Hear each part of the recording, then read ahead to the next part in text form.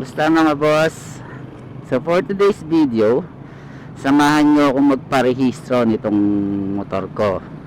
Kasi due na ngayong May yung registration niya. So paano nga ba magparehistro ng motor ngayong 2024? Tara, samahan nyo ako.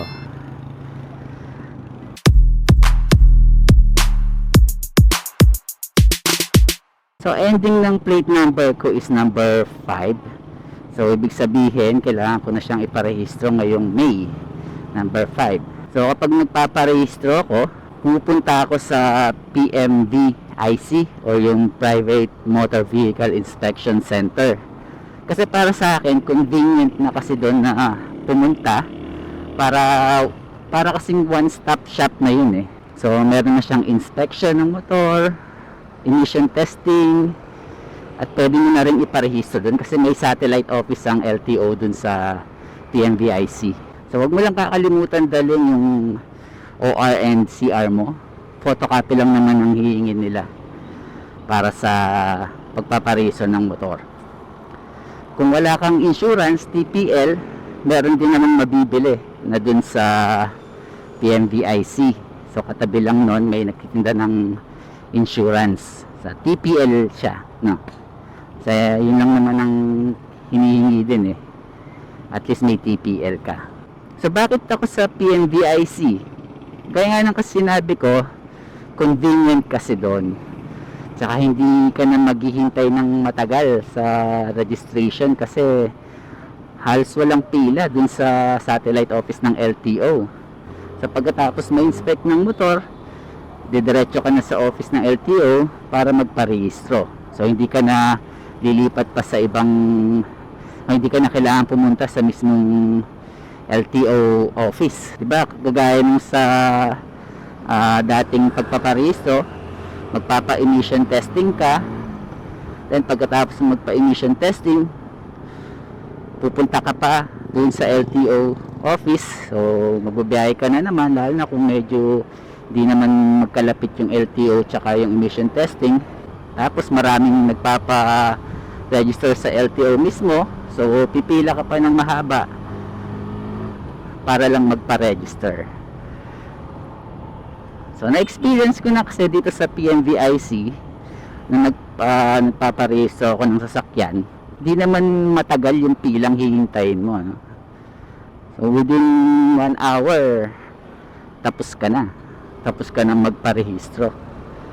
So kailangan mo lang i-present yung ORCR mo, yung photocopy, tapos tuloy-tuloy na nun.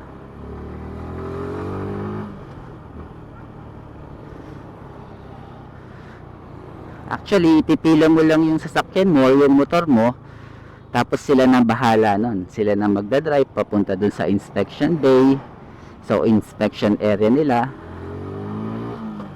ikaw upo ka lang, maghihintay na matapos yung inspection. Papakita ko sa inyo kung paano pagdating natin doon. Tsaka isa pa kasi, malapit lang sa amin yung PMVIC. Kaysa pupunta pa ako ng LTO main branch dito sa Pampanga, mas makakatipid ako ng biyahe kung sa PMVIC na ako pupunta. So ganun din naman eh.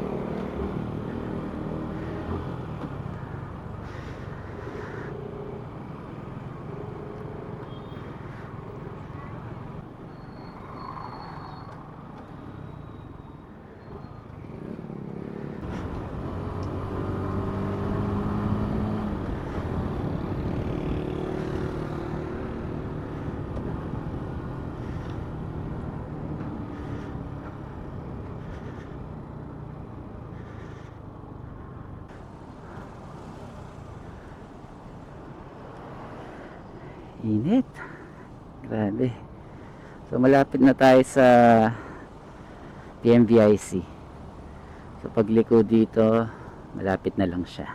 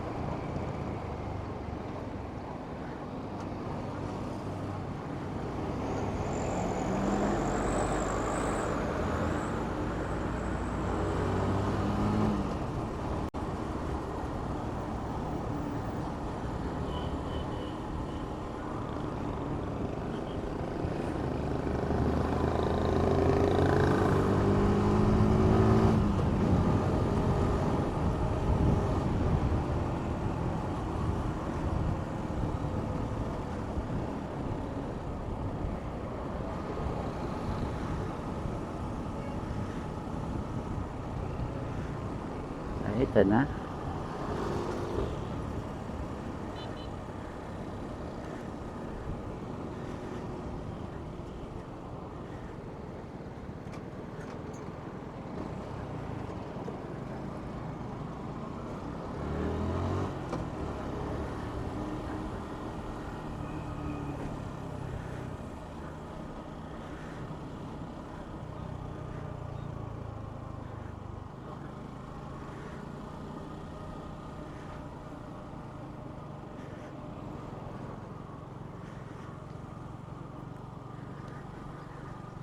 Okay, ito na. Dito na tayo. So, pipila tayo sa motor.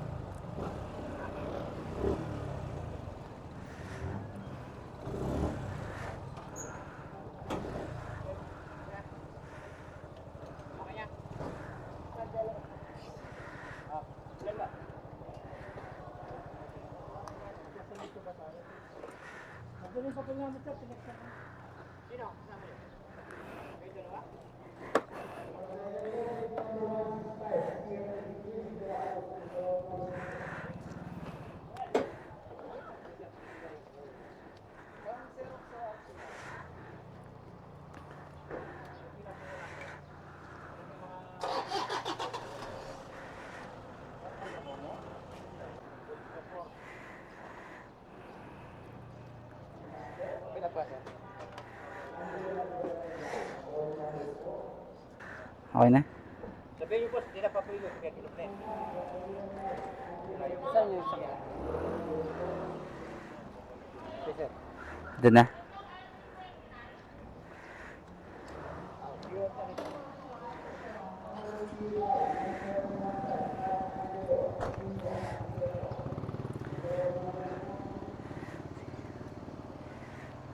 Yes, kami po dito. Motorcycle siya. Ah, sige. Bayaran yung kanya. Oh, sige.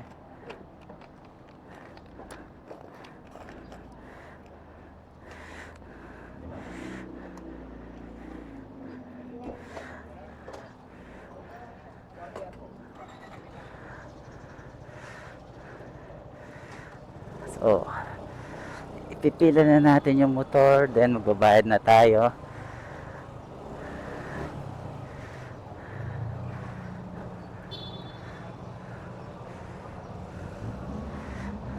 Okay. So, iwan na natin to dito.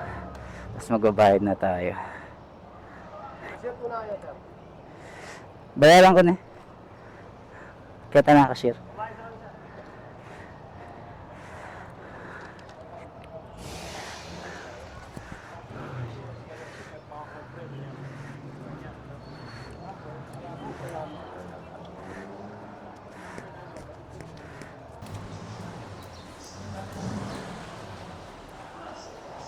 So, yun yung motor natin dun. Sila na mag-i-inspect ng motor. Sila na rin yung drive papunta din sa inspection area. So, habang hinihintay natin yung papel natin.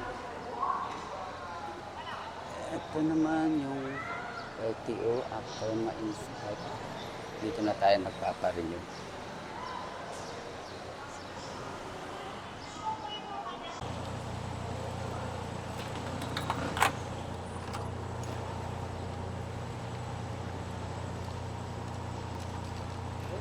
Thank you.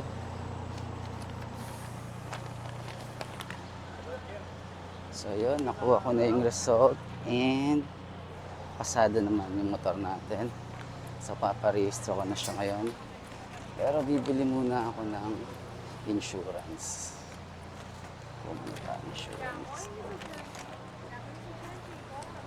Saan ko pinigyan siya? Cashier? Saan ba yung insurance? Dito yata siya.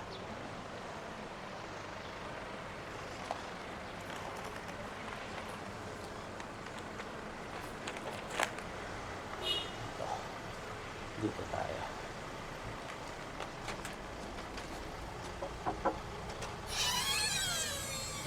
Ano po? Insurance motor.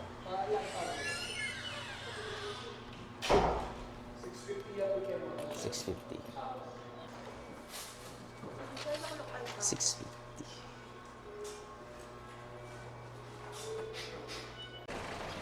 Okay, nakakuha na ako ng insurance. Babalik na ako sa loob para magpa-register sa LTO. Huwag ng time number. LV number 57 po, cashier 1. Ma'am, kukuha lang ng number para sa LTO. Sir, patingin po ng papel nila. 55 po. 57 po yung tinatawag, sir. 57 po. Ito?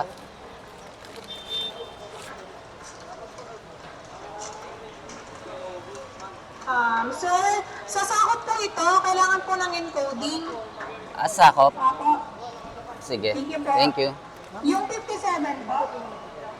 Alright. Yung LV 57 po.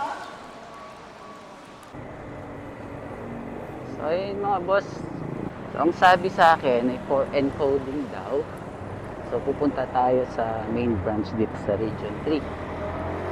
Main branch ng LTO. For encoding. And doon na rin natin ipaparehistro. So, kung hindi naman bago yung motor mo, mabilis lang naman yung process dun sa PMBIC. Mabilis yung inspection, mabilis din yung pila. Tapos pagtapos mo ng pila sa inspection, diretso ka na sa LTO satellite office. Yun nga lang, kasi yung sa atin daw ay kailangan ng encoding. Kailangan ma-encode muna siguro sa system nila. So, kailangan punta tayo sa regional office dito sa Pampanga. So, papunta ako dun ngayon. Dun ko na rin paparehistro yung motor.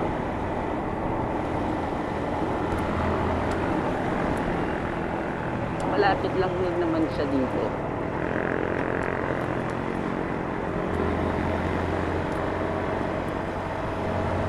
So, hopefully, pagdating natin dun sa LTO, mabilis lang din. Dahil sandali lang sana yung process natin kung dun na sa PMBIC din yung encoding. Kaya lang wala ata. Kailangan talaga dito sa main branch nila. Sa regional office. So, nagtagal lang tayo ng almost 30 minutes dun sa or less than 30 minutes kaya tayo dun sa PMBIC. So, kung dun din magpaparehistro, another 15 to 30 minutes again. Almost 1 hour talaga dun sa PMBIC.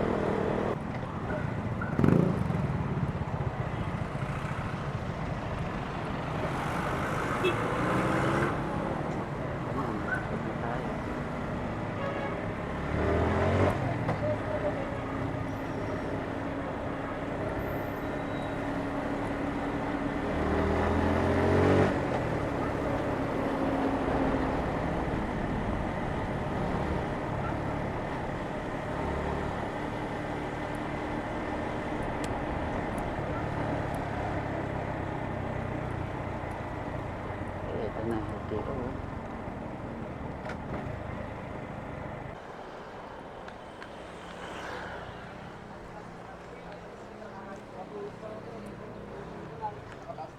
Parang lasing niya eh. Boss, saan ko niyan, sir? Kaya nun. Ang number niya sir. Dito.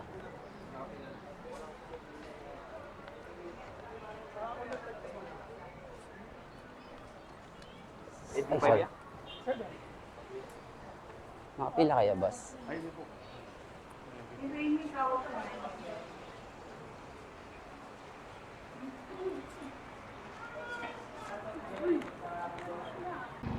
okay mga boss. So, yun, no.